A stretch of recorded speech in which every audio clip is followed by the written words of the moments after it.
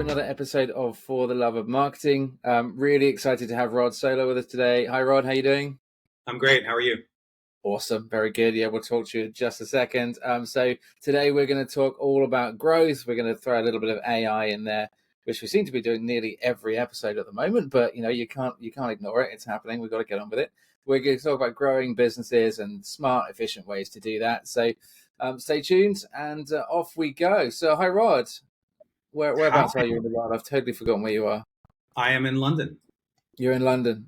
Yes. Awesome. Yes. Yes. Where are you? I'm just outside London, so yeah, not far Could away. have done this in person. So looking forward to the storm that's coming in tomorrow, both of us. I imagine that's awesome. Good. So, Rod, just tell everyone who's listening who you are, what you do, what your business does. Right. So I'm in the business of helping refractive surgeons, which are eye surgeons, scale themselves so that they can scale their practices to double their profits in 3 years or less. And that's what we do pretty much every single day. And we've been doing it for about 20 years. Nice. It's very focused, very niche, right? And I think as you know, we both run marketing agencies, very different business models, not in competition. We're good. So safe there. But yeah, I think it's fantastic to be so focused on a niche and just learn that inside out. On my side, tech and financial services, two big hot areas that I've spent my career in. So yeah, really, really great to be laser focused. And obviously it means everything you learn can obviously be a benefit to all of your other customers right along the way, which is definitely phenomenal. So good. Well, let's talk growth. And let's do it with the angle of AI to start with. So, I mean, how are you playing in the sort of AI space at the moment? What's your sort of toe in the water? Yeah. So our number one approach in utilizing AI and the way our customers are using AI is really to get back to leads as quickly as possible and to engage with them in conversation 24/7. And this is especially important for our customers, which are small businesses and tend not to have call centers, tend not to have people working outside of banking hours, and yet have markets that want to speak to them at any time through any medium. And so we really invite a lot of our customers to use AI through a booking bot so that when people interact with the practice, they might ask a brief question about something. Typically, it's like, how much does this procedure cost? That's the most common question. And then the AI doesn't just provide them with the cost and then leaves it at that, like a typical, say, a quick FAQ would. It actually engages them in conversation, asks them questions, and attempts to invite them to book an appointment online. And it does so within like pretty much immediately. We know that getting back to leads is one of the biggest challenges that our customers face. And I think that's probably true among most small businesses is that, look, you struggle, you work, you pay good money to generate a bunch of leads to your business. But then, unfortunately, you either don't get back to them, you don't realize that they even came in by the time it's too late to reach them. You're stuck in this telephone tag situation where you're just leaving voicemails for each other and nothing ever gets done. Or you completely faceplant it because the first person who actually handled the lead didn't actually have all the answers to all the questions and didn't have a process in order to invite that person in for an appointment. And so this is a constant problem for not only agencies and working with their customers, because they're often evaluated on, hey, where are my sales, right? And the agency's like, dude, my job's to get you leads. Your job's to convert the leads into sales. And so we had the same problem. And so the way we solved it is by utilizing AI when their teams simply weren't up to the task. I spent about 20 years training my customers' team members on how to answer the phone, how to respond, how to convert people on the phone. And I realized when AI came around and when you could respond to customers within 5 minutes or less, considering the conversion rate increases that we can establish by just replying, that just blows all skill out of the water. So just the consistency of replying within 5 minutes can increase closing percentages in our business and our customers' business by over 80%. Yeah. That's more than I could ever achieve with most people that I were to spend in training like five years, So it's one of those things that is an absolute game changer for our customers, and it just enables them to be faster. And that speed point, I think, is a really important one, Rod. I mean, I've seen that time and time again in my career in the B2C space, is that if you're getting an inquiry in the door, you need to get back to that inquiry within a couple of minutes. I've spent a fair bit of time, for example, working with the big price comparison site, so the likes of Go Compare and Confused, Money Supermarket, and those guys. And you're very much in that space. If you're getting inquiries, if you're waiting 10 minutes to get back to that person, they've already gone somewhere else. They've already bought it. They're done, right? You're too late. You've missed the party. So I think it's absolutely critical in the B2C space that you are responding within. I always say sort of 2 or 3 minutes. I think is a good sort of. If you're sitting on a hub on a chat bot, you ask it a question. It says, "Hey, I'm going to connect you with a customer service agent." You might sit there for 2 minutes. If that service agent hasn't shown up, you're done, right? I'll go and find somewhere else, right? You don't want my business, I'm done, right? So I think that's really critical. So obviously chatbots have been around for a while. You mentioned FAQs. Obviously they've been around for 20 odd years, right? So well established. How are you seeing AI changing the landscape there? Because you talked about more conversational chat there rather than just pure question answer. So how are you seeing the AI change the landscape? Well, because you can, so just backtracking here for a second. The AI that we use is using the open AI, what do you call it? Connection. For lack of a better word. And so we're able to actually train that AI on all the questions and answers that are inherent in the customer's website. So we get the AI to read the website, and the AI then provides us with questions and answers, and how it formulates the question and how it responds to the question, or how it would. And the information that it's going to actually have in place for the customer as they're having an interaction is not what we see in terms of the questions and answers, but rather it's context sensitive to the way that the person asked the question, and it's the way that, what other questions have been asked already. So the AI and the conversational AI just is so much better than just having a simple FAQ, because it takes into account what's been asked before. It can call back to it. It also treats the person as an individual by referring to them by their name. So it just feels a lot of the time like a human. And that's the biggest difference, because one of the things we've realized as well is that, over the last 2 or 3 years, the ubiquity of online booking systems is apparent.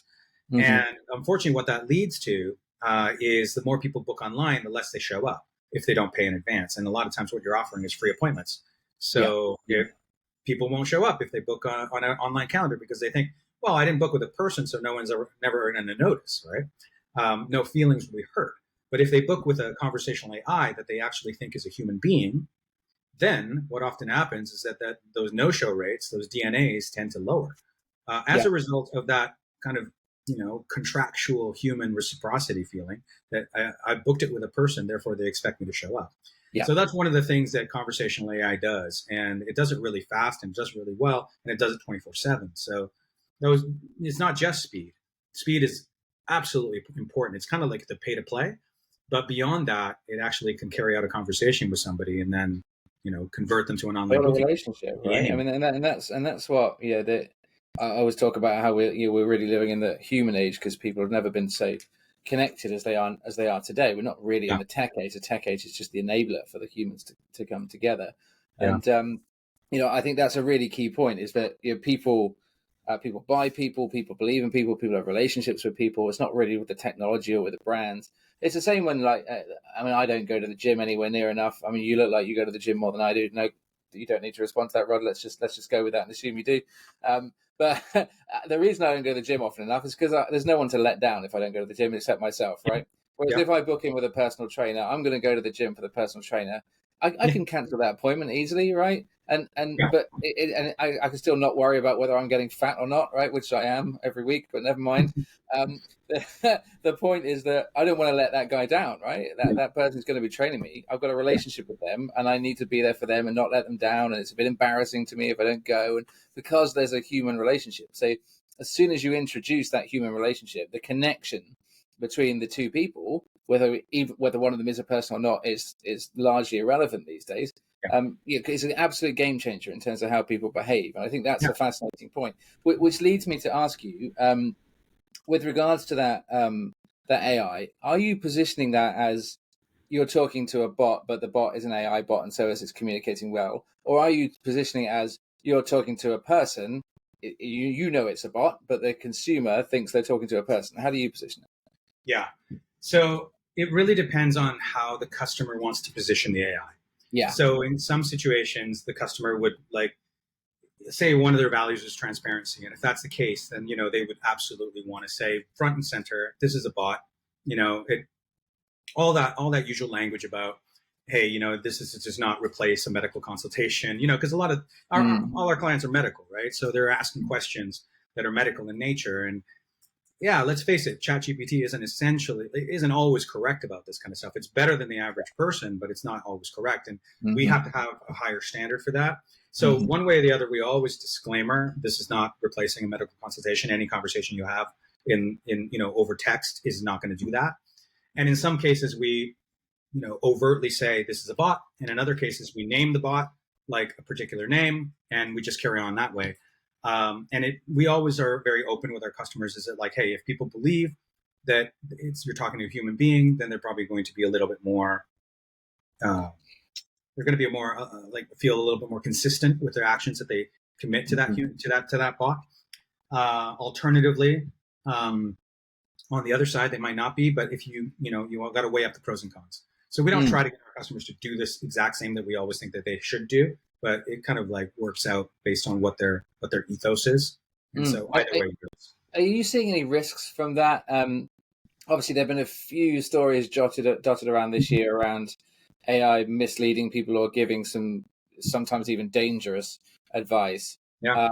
Are you, especially if you position the AI as a person, I suppose, if you sort of brand it as a human being, are you seeing any risks where I can imagine this being quite a heightened risk in the medical industry, where the AI might give some misleading or incorrect advice that may direct people the wrong way? Yeah. And that's where the training of the AI really comes in. Like if you just like set loose standard ChatGPT without any training onto a booking bot or a conversational AI bot, then unfortunately what you're going to end up is potentially some what they call in the AI space hallucination, which is the idea of just creating answers on the spot, whatever suits you. And so the training really helps in avoiding some of that. So one of the things we always train the bot to do is to not dispense medical advice, but always talk to people in the general, and to provide advice of the nature that you would find on the website. And what's nice about that is because we train the AI using the website, anything that our customer is happy to publish on their website that's good enough for the layperson and the overall without being specific is good enough for the AI. So it's more or less the same as having the AI speak the website's language, but just in a more conversational way. And that keeps us more safe. Now, is there a risk? Of course, there's absolutely a risk. You can't deny that, the AI could go, wheels could fall off the bus. And if that's the case, yeah, we end up having a bit of a challenging conversation to recover from that. But you know what? There's also a risk with people saying the wrong things. It's not like we employ medical doctors to answer these phone calls to begin with. So it's entirely possible that an individual, and I've heard it myself because I've listened to so many calls on recordings, that they'll say things that are completely untrue. And they'll say it one-to-one, and there's no denying it's a human being. Yeah. So I would argue that, yeah, there's a risk in every communication. And what you need to do is mitigate those risks by training, whether it's a human or an AI. And you need to monitor the conversations that take place to ensure that the AI or the human isn't going off the rails and, making it as they go along. So both those things apply. Yeah, great point. So if someone's listening and thinking that, hey, I can use, this sounds great. I could use this to answer questions, to set meetings, to generate things. I could position it as a human or not for my business. And there's obviously literally millions of use cases for this. Where should they start? Right, they're thinking, okay, look, I can use OpenAI. I think API, I think is what you were talking about earlier. API connection. There we go. So yeah, I could use that, but I have no idea how to do that. I don't know how to train a bot. I mean, are you happy to give a sort of a couple of quick tips to people now that doesn't give too much of your IP away? No, sure. Absolutely. Yeah. I mean, look, one of the things I'm very happy to talk about is an offering that's a white label solution for agencies, for example, and also to be fair, end users, customers who are small businesses can use this on their own as well. And it's called High Level. And High Level is a all-in-one sales and marketing solution. I'm not sure if you've heard of it, but it's a system that enables a lot of different technical tools, puts them all in one, and enables you to run your business with them, at least from sales and marketing standpoint. So High Level you can get, and either you can buy it on a monthly basis. It's a software as a service, or you can, if you're an agency, buy it and on a white label basis and then resell it. People who get into this space seriously, what they do is they take the existing software and then they pile a bunch of specific workflows for that software. They customize it. They add content so that it adds more value than what you could get from High Level.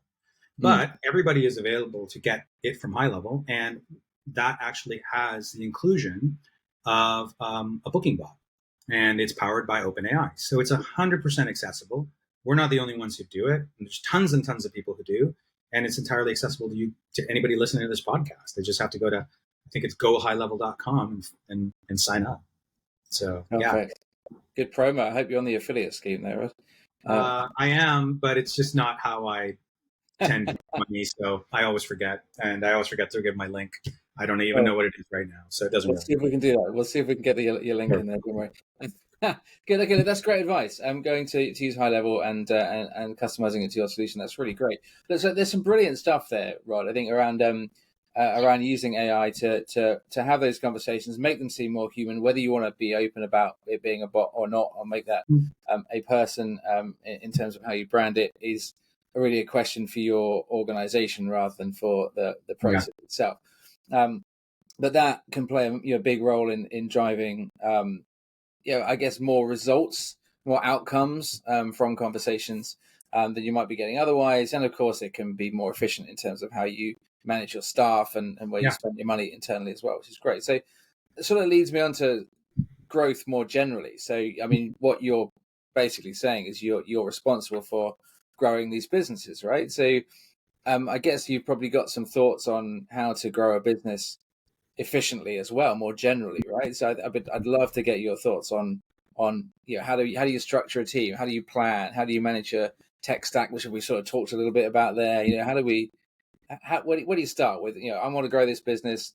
How do I set myself up for growth? Yeah, that's great. That's a great question. I mean, how long have you got? Is the question. But look, I mean, in a nutshell, I kind of have this view on different stages of business, and I think it's a good framework to organize one's thoughts, because it's such a big thing, right? It's such a big question. How do you grow a business, and how far can you grow it? And I get this question asked all the time. So my customers are asking it, my prospects are asking it, and I think it'd be very valuable to kind of get the broad strokes out there. So I think you want to organize your business life cycle in one of three boxes. So let's take the first bucket for a moment. That's your 0 to 1 million in annual turnover, okay? Because that business is going to be different from the businesses that follow, okay? So the 1 to 1 million, that's one bucket. The next bucket might be 1 to 10 million. And then the next bucket will be 10 and beyond. It could be to 50, it could be at 100, okay? And those businesses are going to require different skills. Think about them as mountains, right? You got the small mountain, you got the medium-sized mountain, and then you got the big mountain. And they're going to require different skills, different teams, different technology, different tools to get from one mountain to the other, okay? And some people might be entirely happy with just climbing that first mountain. And that's where they may live. And in fact, 90% of businesses do only that, right? And then there's 10% of businesses that decide to climb the second mountain, right? They go from 1 million to 10 million. And then there's 0.4% of businesses that go from 10 million and beyond. So it's not for everyone. But if you decide that it's for you, this is the general broad framework that you got to be thinking about.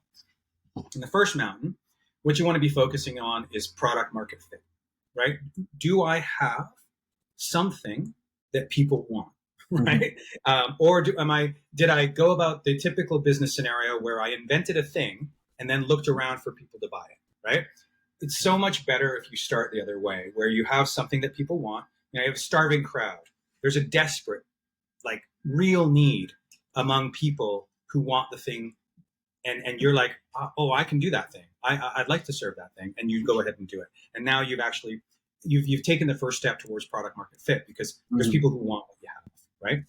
Then, I mean, there's a whole bunch of caveats around choosing a market. Do they want it? Can they afford it? Are they growing, right? Can you find them? All of those matter. That's all part of the process of getting product market fit. So what you're trying to do here is you're really trying to focus on selling one thing to one type of persona using ideally one channel, okay? Because business is so hard already that to complicate it by trying to attract a whole bunch of different markets using a whole bunch of different products and advertising on tons and tons of different channels, you're just making everything slower. So the fastest way to get from point A to point B is a straight line. So you focus all your energy on marketing to one persona using one product, selling them that over one channel, get past the hump to get to $1 million as quickly as possible, right? So what are the skills you need there? You need sales skills, you need marketing skills, you need a little bit of hiring skills, right? Maybe hire 1 or 2 people to get started. And then you also need some basic like accounting skills, just to keep you out of jail, right? Okay, cool. So you've got the 1 million. You're starting to turn that over. Once you start getting referrals to your product and you stop entirely relying on begging people to buy, then you have a product that has product market fit, right? Once people start saying, this is so good, you should try it, right? Go to that guy and buy it from that guy because it's excellent. Then you pass the 1 million, right? Once that happens, then essentially you just got to keep doing the same thing at scale. And you just keep doing it again and again and again and again. But all of a sudden now you need a whole bunch of different skills in place. So now you need things like you need leadership, right? You need to be able to lead a team because now you have a team. Because if you're at $1 million, well, you probably should have a few players around you. Now you also need some management skills, right? Because people need to be taken care of. They need to be listened to. They don't just do what you tell them to do as soon as you tell them to do it, right? You need things like protocols. You need documentation. You need to have some training. You need them to duplicate what it is you tell them. You need a ladder of accountability to make sure that they know what they have to do and that you're all going in the same direction. So all of this is the kind of the boring stuff that people don't think about when they start a business, because often what they think about is like, well, I'm going to open my door. I'm going to write some ads. I'm going to post them out on social media. And all of a sudden I'm going to get a flood of leads and I'm going to serve some customers.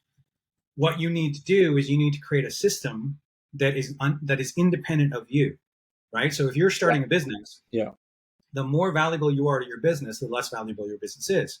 So therefore, you're going to be the constraint in your business for as long as you don't actually find others to replace you. 100%. So one of the key aspects of all of this is just finding someone to replace you. And you're going to be good at a bunch of things. Otherwise, you probably wouldn't have started a business. Or maybe you're good at a couple of things, but there's a whole bunch of things that you don't yet know that you're going to have to hire and bring in as team members. And also some of the things that you do really well, those are going to be the hardest to abandon, but you're going to have to abandon those too. Right? So typically if you're if you're a designer and you're the head designer, then you're going to be the last person to abandon that. Or if you're really good at sales, a lot of entrepreneurs are good at sales. They're going to abandon that last, right? Some people are coders. They're going to abandon that last. They're going to hire all the other people around them. And that's okay. But the idea is that you have to eventually abandon all the things you knew, because everything that you did to get to 1 million is going to be a liability from 1 to 10 million. So moving forward, you get to the 10 million mark once you basically repeat the process, and then you start to know your customers a bit better. And essentially what you need to do at that point, the smartest people, what they go is they go, okay, I'm solving this problem for a customer. What are all the problems that came before that, right? How can I solve the problems that lead them to have the problem I am serving? And how can I solve those for them? And then you look at all the problems that you created. Because once you've, like say, for example, you're a marketing agency, you create growth, right? You create customers. What are the problems that follow creating customers, or leads, I should say? Well, now you have to sell those leads, right? They need help. So that's why, for example, we got into the AI booking bot stuff, right? We were creating a lot of leads, so we created a problem. A lot of money spent on leads they weren't converting. What's the next problem? Selling those leads, being available, right? So we then started offering training, and we started offering the booking bot to get quickly to responding to those leads. You're always creating problems, and then therefore you can always solve those problems. So essentially you go up and down the chain of problems, and that's how you expand your business. And if you do it like we do, we go in a vertical that we know all about, so we don't have to keep learning the thing again and again. Yeah. Next time we go into a business, we go, here's the playbook. It's worked. You want it? There you go. Let's roll. And that's how you build it. And then once you get to like the 10 million, then it's time to start thinking mergers, acquisitions, right? How am I going to expand this business beyond just my small footprint? And then you start buying other businesses. And that's the best way to expand, because you can always create more risk by creating new businesses. But the way to minimize that risk is to buy new businesses. Yeah. These businesses are already running and they're proven entities, and they probably achieved the product market fit that you spent so long trying to achieve. And now all you got to do is change it slightly, tweak it, and make it scale. And when it's time to sell that business, because you've done the hard work in that second mountain, which is creating the processes, building the team, getting less dependent on you, now you have an entity that you can sell. And that's what you offer to the marketplace in order to exit. Yeah. And that's it. I think that's great. That's a great process, right? I mean, the way it's very similar to how I see it. I think at the beginning, the focus has to be on, in my mind, two things: on growth and on quality. And I think just bringing new customers in the door is no good if all your other customers are leaving out the other door. So you've got to retain them, grow them, build your reputation, and grow. And I think that process piece is so important. As you say, it's maybe not the most glamorous part, right? But I mean, for those that have read my first book, Digital Marketing Strategy, a lot of that is about planning and process and structure. And no one's going to be, hey, look, I've just learned how to create this new plan. Everyone come and hear me talk about it. But ultimately, that's probably what's going to make you perform better than how glamorous that video is that you've just made. If you distribute that video poorly, or you've got the wrong people in it, or you haven't got the rights for it, or something else you haven't thought through and planned, then it's not going to work. So, and as you say, focusing on a niche, specializing in one area or with one audience or in one geography means that you can replicate that process and be really smart, really efficient about what you do, and be proven in your niche as well, which of course helps you with your reputation and therefore more attracting more customers. So the model works great, Rod. That's fantastic. And really, you can charge more. That's critical. Yeah, absolutely right. Yeah. The more niche you are, the fewer competitors there are in that niche. The more less commoditized you are, the more money you can make, the bigger margins you have. The bigger margins you have, the more you can reinvest, the stronger your business is. Yeah. I mean, you're the proven expert, right? That's the go-to person. People can immediately have a sense of trust on day one because you've done it time and time again. So that's fantastic. I think we're out of time there, Rob, but there's two great masterclasses there. One, that great piece about around AI and bots and conversion, with a tip for to go and have a look at High Level, which is a great platform. So seconded, go and have a look at that. And that point around growth, I think that applies whether you're listing from a marketing agency, from a small business, whether you're a student thinking about starting a business, whoever you are. I think that's a really great bit of advice about thinking about those plans. Do think ahead, do plan ahead, do go through I think those three journeys, which for us over in the UK, I guess the first one is maybe the Chilterns, and then the second one is Ben Nevis, and the third one is Everest or something like that, right? But that's if we're going to draw it out. But I love that concept. Awesome. Well, look, thanks everyone. I hope you got something great out of that. I know I did. So thanks for listening. Don't forget to like and subscribe for more videos and podcasts from For the Love of Marketing. I've been Simon Kingsnorth, and Rod, thanks so much for joining me. It's been brilliant. Take care. Thank you very much. Cheers. See you next time.